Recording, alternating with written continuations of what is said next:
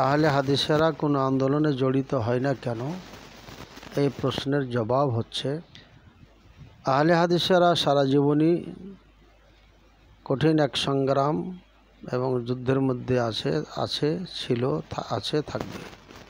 সেটি হচ্ছে বেদাত, খুরাফাত এবং কওরভিত্তিক ইসলামে যে শিরকিয়াত চালু করা হয়েছে বিভিন্নভাবে, এই সমস্ত শিরককে উৎখাত করার জন্য, বেদাতকে উৎখাত করার জন্য আজীবন আহলে হাদিস আপনার যুদ্ধ করে আসছে।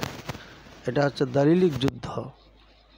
দলিল ভিত্তিক কোরআন সুন্নাহ দিয়ে বাতিলের সাথে, শিরক এবং বেদাত পালনকারীদের সাথে যুদ্ধ চলে আসছে বহু বছর থেকে, অর্থাৎ সাহাবায়ে কেরামের যুগ থেকে বলা যায়। আমাদের আহ্বান হচ্ছে আল্লাহর দিকে আসো, কোরআন সুন্নাহ ভিত্তিক। কারণ কোরআন সুন্নাহ ভিত্তিক না হলে আল্লাহকে পাওয়া যাবে না, জান্নাত পাওয়া যাবে না। কারণ আমাদের জন্য রাসূল করিম সাল্লাল্লাহু আলাইহি ওয়াসাল্লাম রেখে গেছেন দুইটি জিনিস, তারাকতু ফিকুম আমরাইন লান তাদুল্লু মা তামাসসাকতুম বিহিমা কিতাবুল্লাহ ওয়া সুন্নতি। আমি তোমাদের জন্য দুইটি জিনিস রেখে গেলাম, একটি কোরআন, একটি আমার সুন্নাত। যতক্ষণ এটা ধরে থাকবে তোমাদেরকে কেউ গুমরাহ করতে পারবে না। তো সুতরাং আমরা এই যুদ্ধে আছি এবং এটা মাঠে ঘাটে দেখেছেন যে আমাদের মাহফিলগুলোতে, বিভিন্ন প্রোগ্রামে, এমনকি মাদ্রাসা মসজিদেও বেদাতিরা কঠিনভাবে হামলা করেছে, জ্বালাও পোড়াও করেছে। তো আমরা কোনো আন্দোলনে নাই এটা নয়। আহলে হাদিস এই নামটা হচ্ছে আন্দোলনের নাম। সারা জীবন বাতিলের বিপক্ষে লড়েছে, হক কথা আহলে হাদিসেরা বলেছে। ইমাম আবু হানিফা রাহিমাহুল্লাহ থেকে নিয়ে 4 মাযহাবের 4 ইমাম সহ মুহাদ্দিসিনে কেরামি যুগে যুগে সকল বাতিল এবং সকল জালেমের বিপক্ষে আপনার ভূমিকা পালন করেছেন, যার কারণে আজ পর্যন্ত আহলে হাদিস সমাজ শিরক মুক্ত, বেদাত মুক্ত। যদিও কিছুটা ত্রুটি যারা জানে না, বুঝে না, তাদের মাঝে রয়েছে আমাদের সমাজেও। তো আমরা আহলে হাদিস যারা আছি তারা কোনো আন্দোলনে জড়িত নয়, এমনটি নয়। বাকি থাকলো রাষ্ট্রীয় ক্ষমতা দখল করা ছাড়া ইত্যাদি, এবং বাংলাদেশের প্রেক্ষাপটে বর্তমান সময়ে যেটা আমাদের দরকার। প্রথম নম্বর একটা জিনিস আপনারা ভাবেন, আজকে আন্দোলন হচ্ছে সরকার থেকে কোটা আন্দোলন। কোটা কিসের? চাকরির জন্য। আপনারা বলেন, আলেম ওলামাদের কোনো চাকরি বাংলাদেশে আছে? আলেম ওলামাদের কোনো চাকরি বাংলাদেশে নাই। যেহেতু নাই, তাহলে কোটা আন্দোলন আলেমদের জন্য নয়। এটা হলো 1 নম্বর। এখন এই কোটা আন্দোলন করতে গিয়ে কিছু মানুষ নিহত হয়েছে, কিছু মানুষ আহত হয়েছে, ছাত্ররা।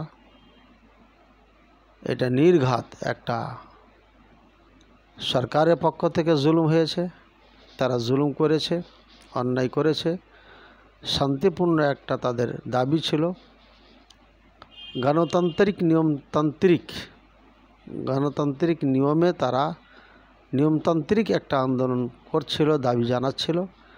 সেটা কিছু ব্যক্তির ভাষাগত সমস্যার কারণে এটা অন্যদিকে ডাইভার্ট হয়ে যায় এবং এমন একটা পর্যায়ে আসে যে এটা কেন্দ্র করে সরকারের পক্ষ থেকে অনেকগুলো প্রাণকে ঝরিয়ে দেওয়া হয় এবং মেধা পরিপূর্ণ সন্তান যারা, এদেশের ভবিষ্যৎ যারা, নক্ষত্র যারা, এমনকি একজন ছেলেকে যে হেলিকপ্টার, যুদ্ধ বিমান, ড্রোন, অনেক কিছু সে তৈরি করতে সক্ষম, এমন একটা ছেলেকে এখানে গুলি করে হত্যা করা হয়েছে।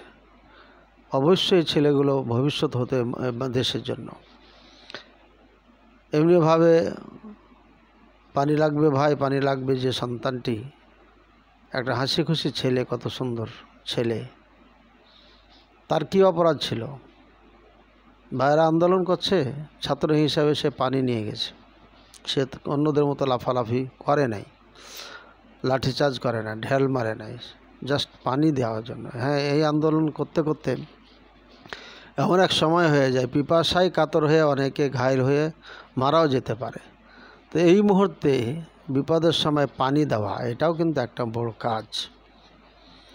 তো সেই পানি দেওয়া লোকটাকে এভাবে হত্যা করা হলো। আবু সাঈদ ভাই রংপুরে, সে বুক পেতে দিয়েছিল। বুক কেন পেতে দিয়েছিল? ওর আশা, আমার মনে হয় তার এই বিশ্বাস ছিল যে আমি ছাত্র, আমাকে কমপক্ষে আমার দেশের পুলিশেরা কখনো গুলি করতে পারে না। তার এটা একটা হয়তো আশা ছিল বা বিশ্বাস ছিল, আস্থা ছিল। কিন্তু সে আস্থাটুকু ভেঙে একের পর এক তাকে 4টি গুলি করা হয়, কেউ বলে 3টি। এত কিছু হলো, শত শত সন্তানের প্রাণ ঝরে গেল। এমনকি দুঃখজনক হলো সত্য যে আবু সাঈদের হত্যার একজন ছাত্রকে আবার আসামি বানিয়েছে, ছাত্রকে আসামি বানিয়েছে তার হত্যার, অথচ ছাত্রটা বা কেউ এ কাজ করেনি, পুলিশে করেছে, স্পষ্টভাবে এটা দেখা গেছে। তো সব মিলে সরকারের পক্ষ থেকে নিঃসন্দেহে একটা জুলুম হয়েছে, আমরা যেটা কখনো কল্পনা করিনি এবং আশা তো করি নাই। এরপরে এটা চলে যায় অন্যদিকে। এখন যে ভয়াবহ রূপ নিয়েছে,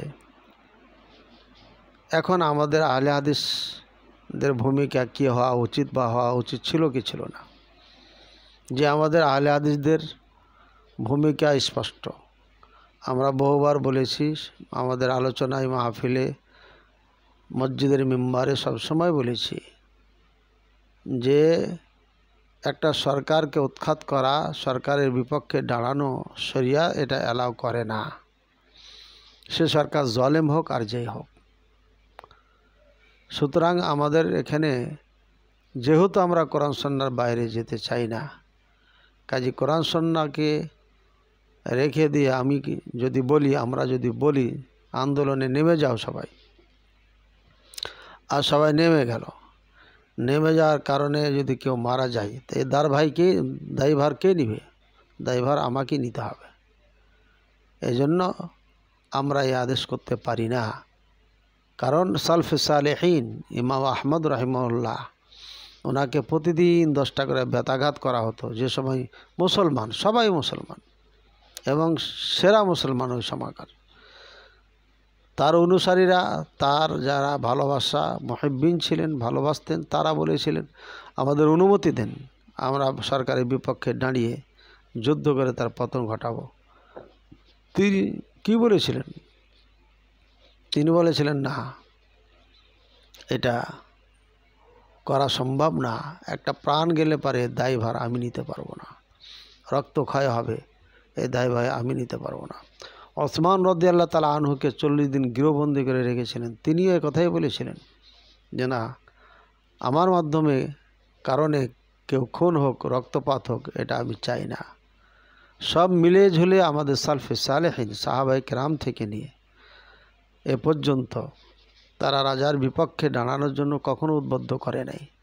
কারণ রাজা, এরা হচ্ছে রাজা, এদের হাতে সৈনিক রয়েছে, অস্ত্র রয়েছে।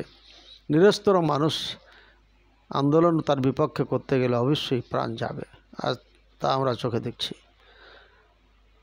আর ছাত্ররা যে আন্দোলন করেছে, সেখান থেকে তাদের যেটা একটা যৌক্তিক এবং একটা দাবি ছিল, হক ছিল, যে কোটা যে আন্দোলন, এই কোটা আন্দোলন তাদের যৌক্তিক ছিল না এই গণতন্ত্রের দেশে। তো গণতন্ত্রের দেশে গণতন্ত্র প্রক্রিয়ায় তারা সে আন্দোলন চালিয়ে যাচ্ছে। এখানে আমরা আদেশ দিলে পারে সে দায়ভার আমাদেরকে নিতে হবে, যা ক্ষতি হবে। এই জন্য সেটা আমরা দায়ভার নিতে কখনো পারবো না, কোনো আলেম নিতে পারবে না। যারা কোরআন সুন্নাহ জানে, যারা আল্লাহকে ভয় করে, যারা আখিরাতকে বিশ্বাস করে, তারা কখনো এটা দায়ভার নেবে না।